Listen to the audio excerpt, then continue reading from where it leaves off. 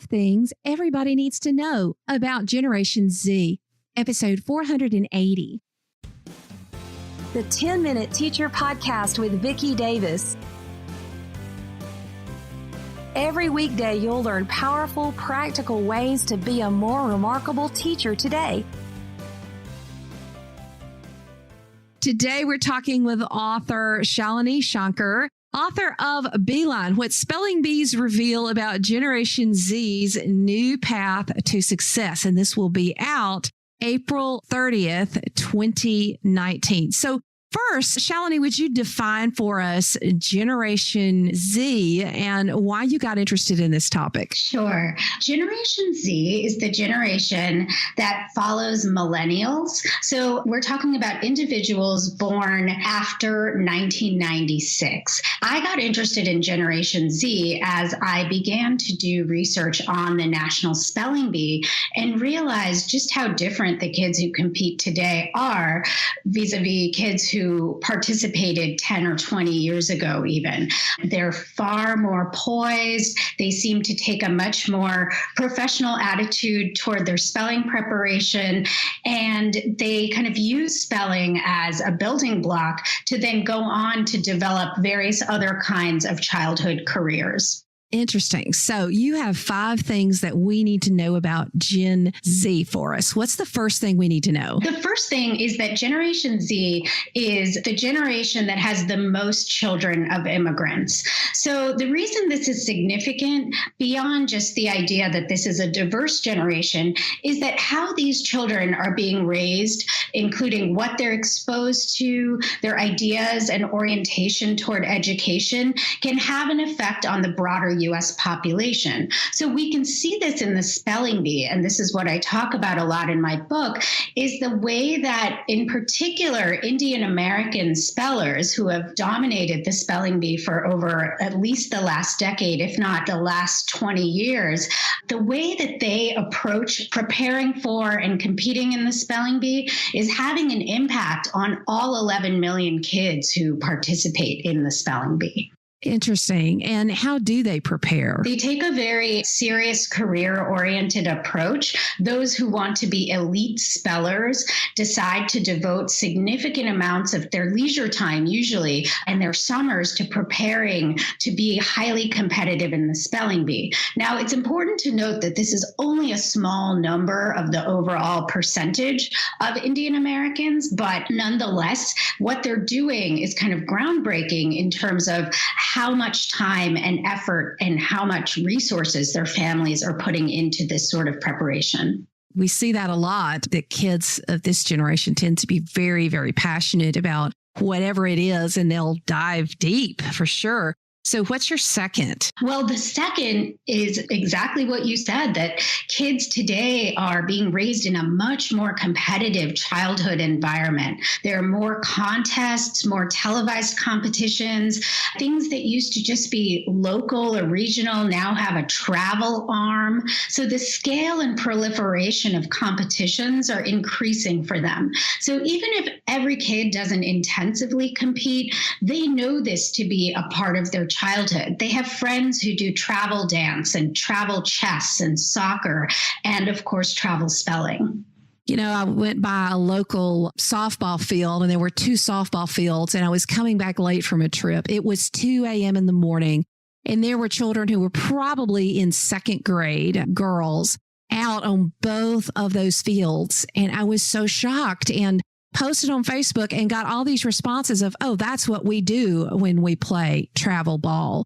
And I'm thinking, like, how can you even comprehend it? I believe in the book you call it professionalizing childhood. I mean, I guess you're saying this is a trend in this generation. You're not really saying whether it's good or bad. You're just saying that this shapes this generation. That's right. I don't say whether it's good or bad, because I really think that's an individual choice between children and their parents, and every family has to decide what's right for them.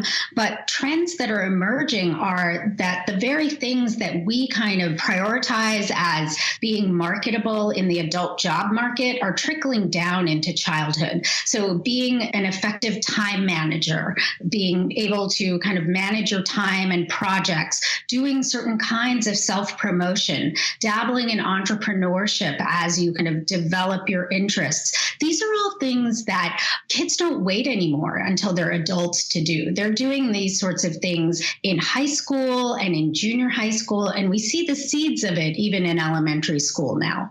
Wow. So I guess we covered our third. That chapter, it was near the end of the book, but it was just so fascinating to me because it is a trend. And I guess depending on how it's implemented, could be a disturbing one for those who, the kids lose sleep and they don't do anything but whatever their one thing is. And then they burn out when they're 12 and you're like, oh. So what is our fourth? So our fourth is exposure to screens.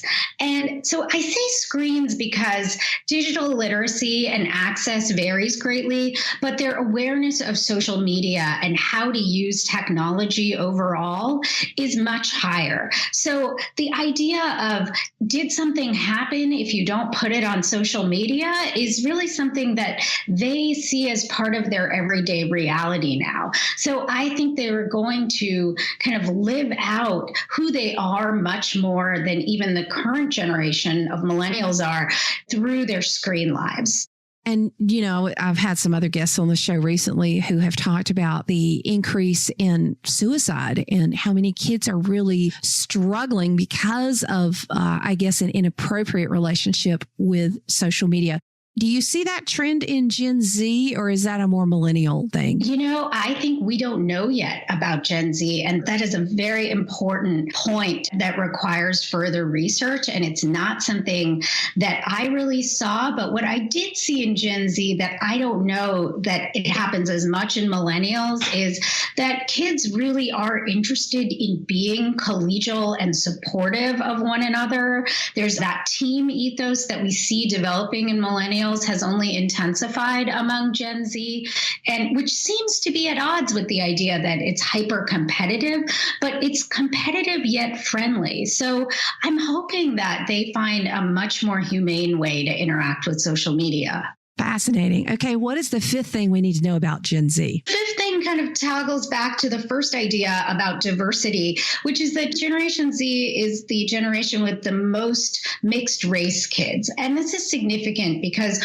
we talk a lot about diversity, but their idea of diversity is going to be dramatically different than previous generations. And it's going to be the norm in some areas of the country, which it already is, but in many more areas, they're going to have a very different sense of what it means to be non-white, to be from different ethnic and racial groups, and how they see each other through those lenses. It is about diversity and acceptance and working together. And sometimes it feels like the adults are a little more divided and the kids sort of rebel against that. Yeah, I think the adults are often in a different mindset than the kids.